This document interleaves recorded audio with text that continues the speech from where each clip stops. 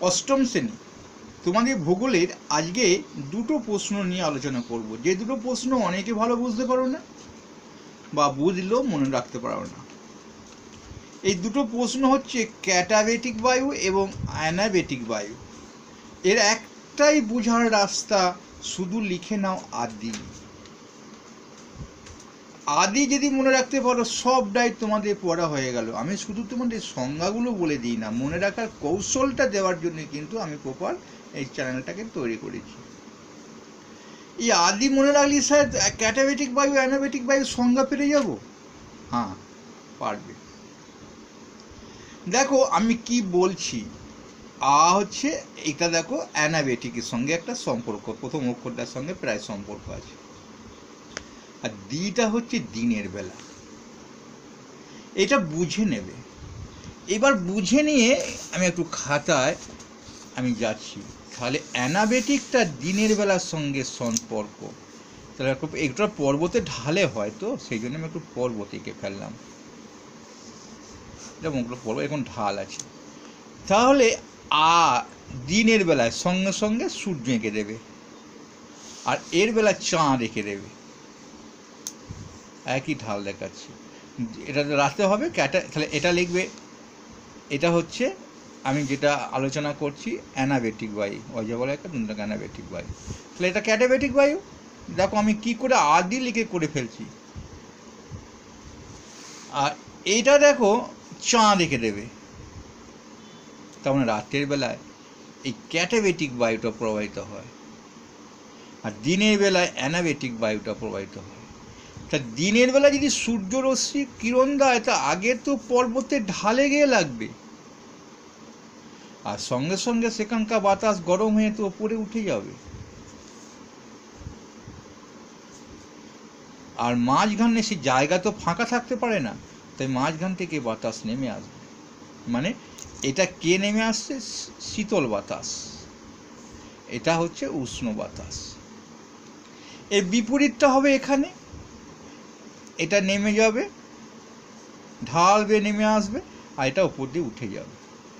এটাই তো সংজ্ঞা। দেখো আমি এবার তোমাদের বইয়ে চলে যাচ্ছি। দিনের বেলায় আমি কিন্তু অ্যানাবেটিকটা বলছি। দেখো দিনের বেলায় সূর্যের তাপে পর্বতের ঢালে ওপরের বায়ু যে উষ্ণ হয়, মাঝের অংশ ততটা উষ্ণ হয় না, এই জায়গাটা উষ্ণ হয় না, মানে এই জায়গাটা ঢালে তো আগে সূর্যের কিরণটা লাগে, ওই উষ্ণ হালকা বায়ু বরাবর ওপর দিকে উঠে যায়, উঠতে থাকে, ফলে এই বায়ু নাম হচ্ছে উপত্যকা বায়ু। এবার দেখো এটাকে আবার উপত্যকা বায়ু বলছি, উঠে যাচ্ছে বলে, কারণ নেমে যখন আসে তখন কিন্তু বলছি না। এটা আবার মনে রাখা পদ্ধতি, হসৌ হচ্ছে স্বরবর্ণ, অ হচ্ছে স্বরবর্ণ, এটা ব্যঞ্জন বর্ণ কেউ নয়, অ হসৌ মানে একসঙ্গে পরপর পড়ে। তাহলে এটা উপত্যকা বায়ুটা কোনটা? সেটা হচ্ছে অ্যানাবেটিক বায়ুটা। ঠিক আছে, দেখো তাহলে এটা উপর দিকে উঠে যায়, তাহলে আমরা বুঝতে পারলাম। আর তখন মাঝে শীতল বাতাস নেমে আসে জায়গাটাকে পূরণ করার জন্য, এটাই হচ্ছে অ্যানাবেটিক বায়ু। এটা ঠিক রাতের বেলায় পর্বত, মানে কি হলো,